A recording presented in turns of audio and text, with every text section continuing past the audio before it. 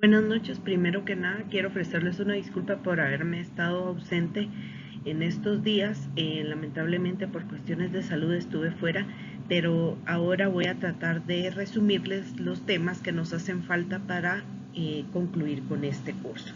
El curso termina el día 10 de enero, así que aún tenemos tiempo. Les voy a pedir su apoyo para poder terminar el curso con la mayor cantidad de los temas que puedo yo brindarles y darles apoyo para el conocimiento sobre las agencias de viajes y sobre cómo realizar eventos. Hablamos mucho sobre las agencias de viajes, de las que eran YATA y no YATA. Ahora vienen los requisitos para aperturar una agencia de viajes.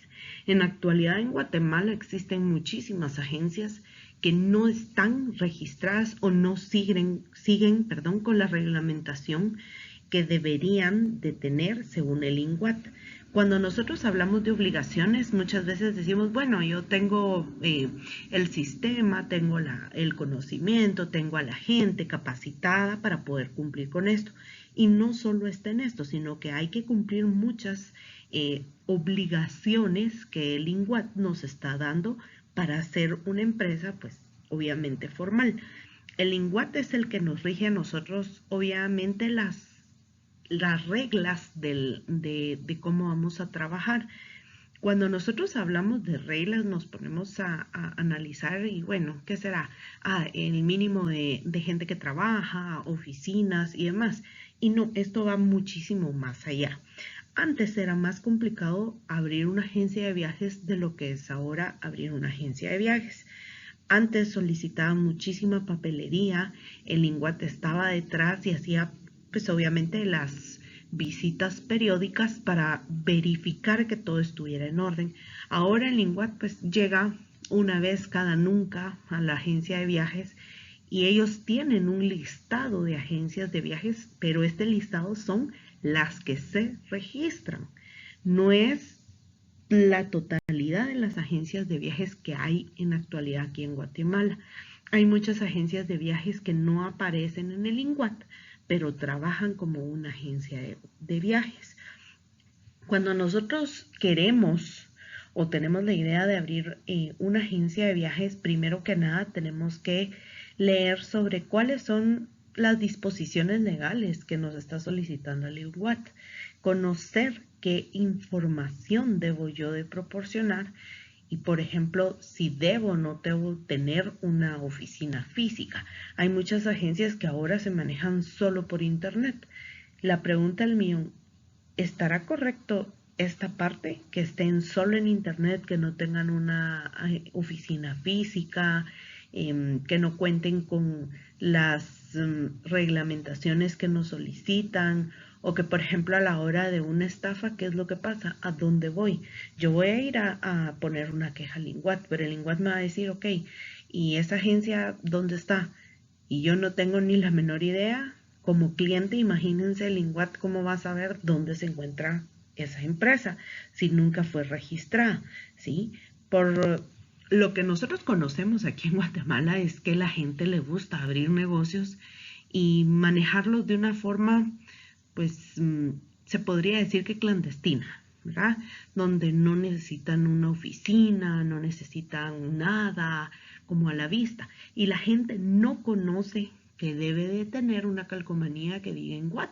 La agencia de viajes pues tiene muchas calcomanías o puede tener muchos cuadros con títulos o diplomas y demás, y en realidad el que nos importa es que esté registrado en el INGUAT. A la hora de un problema, pues obviamente yo me voy a ir con la DIACO y la DIACO se va a ir con el INGUAT y el INGUAT va a ver de qué forma me apoya.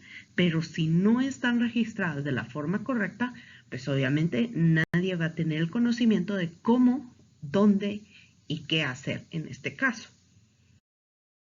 También tenemos que tener en cuenta que las agencias de viajes creen que los únicos que deben registrarse en el INGUAT son las empresas que se dedican a tener turismo aquí dentro de Guatemala.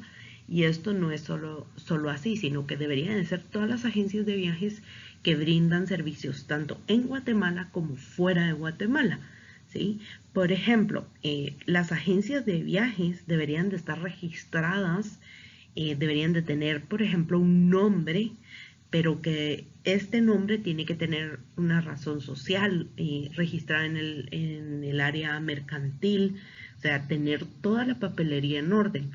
¿Cuántas de las personas que conocemos van a una agencia de viajes y se preocupan por ver este tipo de información? Muchas veces se han dado casos de que las empresas venden paquetes, la gente confía, compra con la ilusión de decir, bueno, me voy a ir de viaje, encontré este paquete súper barato, me están ofreciendo esto, me dijeron que podía pagar el 50% y antes del viaje pagar el otro 50%. Sí, ¿y qué pasa cuando llega la fecha y la agencia desaparece al 100%? ¿Dónde inicio yo a buscar a esa empresa? En Guatemala se dieron como 5 casos hace como año y medio donde las empresas no tenían una dirección física o tenían un nombre pero nunca estuvo registrada y las facturas eran de personas aleatorias o era de pequeño contribuyente y la gente a veces no pedía factura. Entonces, ¿cómo yo voy a tener la certeza de que estoy comprando en una empresa que es legal? Única y exclusivamente averiguando, solicitando la información o nosotros colocando como un poco de interés de ver si la empresa está o no está registrada. Eso es algo que se puede verificar en el INGUAT, solo es preguntar, mire, tal empresa está registrada, o conocer un poco más o investigar antes de comprar en una empresa para no tener sorpresas. Ustedes me imagino que conocen varias agencias de viajes, pero ahora la pregunta que se deben de hacer es, ¿en realidad son agencias de viajes que están registradas en el INGUAT? O muchas veces creemos que están registradas o están en orden y no cumplen con todos los requisitos. La idea de conocer cuáles son los requisitos y cómo se deben de inscribir en el INGUAT es para que ustedes conozcan que definitivamente las empresas deberían de cumplir con los requisitos y las leyes que nos están dando como obligatorias. Cuando nosotros vemos la cantidad de agencias de viajes que hay, que son más de 200 agencias, de esas 200 agencias inscritas en el INGUAT, hay 113 agencias registradas. ¿Y qué pasó con las demás? Obviamente las demás no están registradas por una u otra razón o porque simplemente es gente que no quiere tener el registro de quién es el dueño o muchas veces lo que no quieren es pues tener problema con las agencias grandes. En este momento las agencias más grandes por lo general son las que tienen más sucursales. ¿Y cómo nacen esas sucursales? Nacen con la gente que ha trabajado durante años y deciden colocar su propia agencia de viajes con otro nombre, pero siempre bajo la responsabilidad de la agencia de viajes principal. Así es como están trabajando la mayoría de las agencias de viajes y muchas lo que hacen es que trabajan desde casa. ¿Qué es lo que pasa? Trabajan desde casa, no están registradas, pero tienen una oficina central que es la que les está emitiendo los boletos o les está dando la opción de manejar, ¿verdad?, la emisión de los boletos, solicitud de hoteles, tours o paquetes en general. Cuando nosotros vemos esta sobrepoblación de agencias de viajes, nos damos cuenta que en cualquier momento cualquier persona es vulnerable de ser estafada. ¿Sí? Muchas veces las estafas se dan por esta gente que ha trabajado en las agencias de viajes y se van peleando o se llevan la cartera de clientes, que eso es muy común.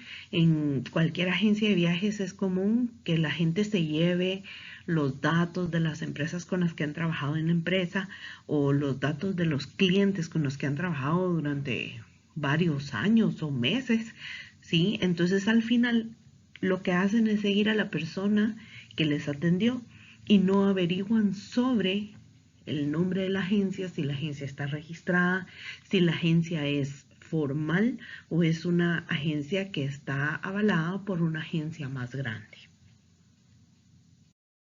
Para este fin de semana hay una tarea que es investigar los pasos para inscribir una agencia de viajes en el INGUAT. La idea es que ustedes investiguen ¿Cuáles son los pasos que debe de tener una empresa para ser registrada en el INGUAT?